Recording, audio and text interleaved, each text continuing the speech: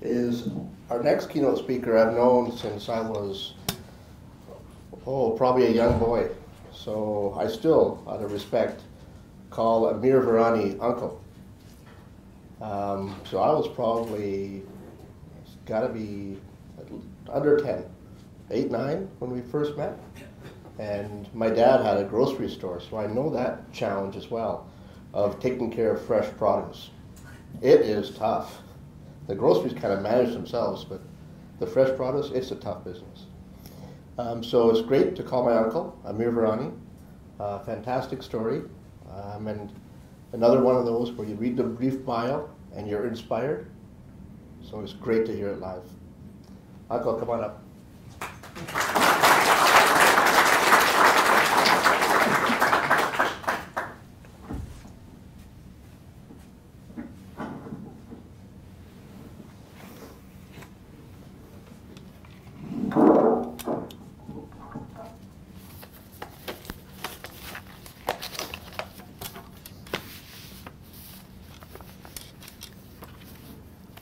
That was a fabulous story, Mr. Khanna. Congratulations. 40 years ago, on August 8, 1972, General Idi Amin issued a decree stating that all people of Indian origin, regardless of their citizenship, have to leave Uganda in 90 days. My family lived in Uganda for 3 generations, and we suddenly found ourselves stateless. At the request of the United Nations, some of the Commonwealth and EU countries came to the rescue and provided safe haven to escape to. Countless families were separated and flown to different countries and the UN troops hurried to evacuate us. I believed that Canada offered the best opportunity for the future of my family, so I applied to the Canadian mission, and within 7 days we were issued immigrant visa to Canada. I left Uganda at the age of 27 with my 2 children, 2 suitcases, and my wife. We arrived in Ottawa in early 1973, and I worked briefly as an accountant for a firm of chartered accountants called Riddell Steed. But at heart, I was an entrepreneur, and I had strong desire to start my own business. 13 months later, we moved to Vancouver, and I came across a small bankrupt coffee business called JB Coffee. In Uganda, our family had been involved in processing green coffee beans. Although JB Coffee was involved in roasting, retailing, and wholesale coffee, it felt like familiar territory and good place to start, and so, along with my brothers, we purchased the business for $25,000. Our new business had a small retail front, so along with retailing and wholesaling coffee, we added dry groceries as well. Within 6 months of operating the coffee business, we realized that the greater opportunity rested in importing and distributing Indian foodstuffs. We had a growing South Asian population, and there was no one importing goods directly from source in India in a large-scale format. By 1977, we had secured approximately 60 to 70% of the ethnic market share in BC. We leveraged the success and started importing dried fruits, tree nuts, and seeds for the larger mainstream market. In 1979, we sold our retail store and the coffee business and launched a new company called Golden Boy Foods. We added a manufacturing arm to the business and started roasting and packaging snacking nuts, baking nuts, and in-shell peanuts.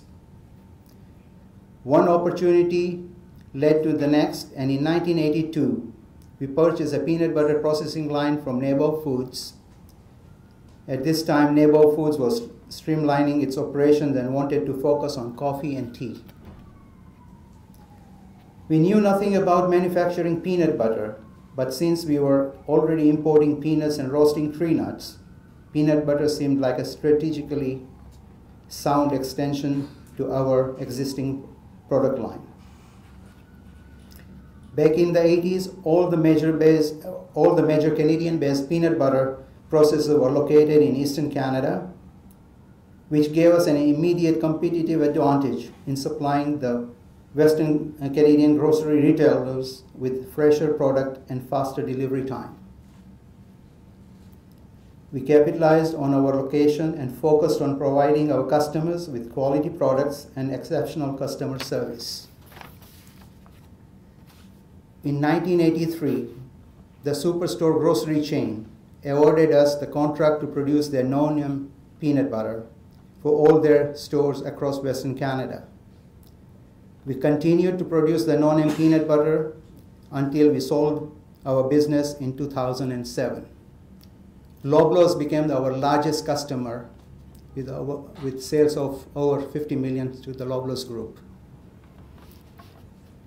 Over the next 25 years, Golden Boy grew into the largest private label manufacturer of peanut butter in Canada and the Western United States, and the second largest processor of snacking nuts, trail mixes, baking nuts, dried fruits, pulses in Canada. In total, we had 6 production facilities, 4 in Burnaby, 1 in Blaine, Washington, and a resin processing plant in South Africa. We produced over 160,000 pounds of peanut butter a day.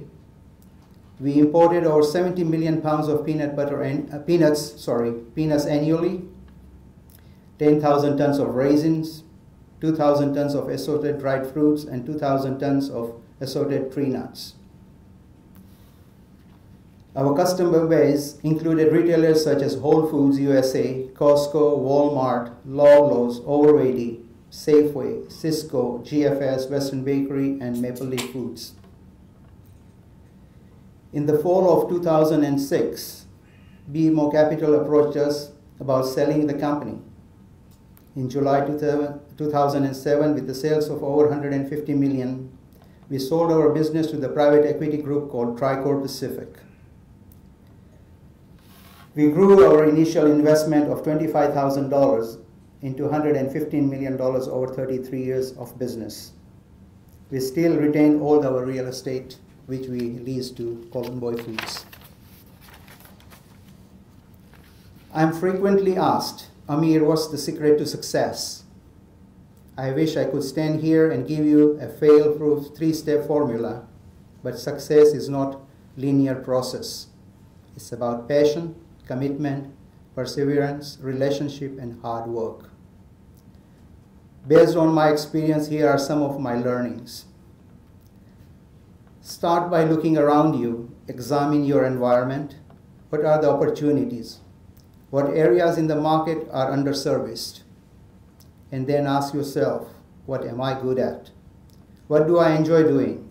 What I am passionate about? Look for the opportunity that bridges these two things. How can you use your skill set to exploit a gap or need in the market? If you believe in your idea, invest in yourself, take the leap of faith and start your business.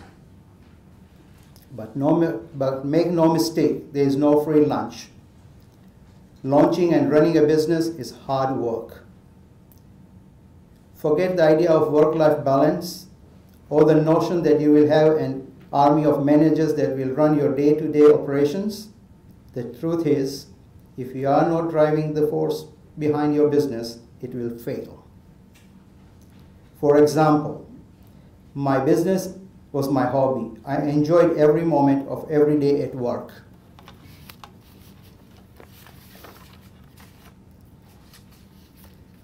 Keep your growth strategy focused. Your business will not flourish if you don't have a defined mission and objectives.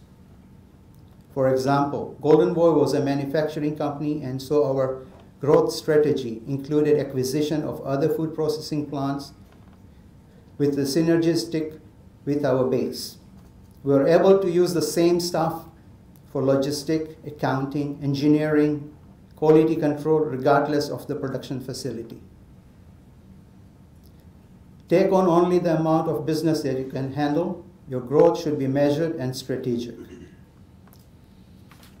Invest in the infrastructure you need to support your growth. that includes people, process, and systems. Growth without infrastructure is a recipe for disaster. If you disappoint a customer more than once of poor service, inability to supply, or quality, you have broken their trust in your company and opened the door for your competitors. Keep reinvesting in your company. Your business shouldn't be a shell, four walls with no substance. When you're starting, draw just enough salary for you to live on comfortably. And when you start making money, reinvest your profits back into your company to build infrastructure and finance growth. Don't over-leverage yourself in the race for growth and expansion. Ensure that your company is built on solid financial base so that your business is able to weather any unforeseen market turbulence that comes up. Ask me, your bankers and lenders will be happier.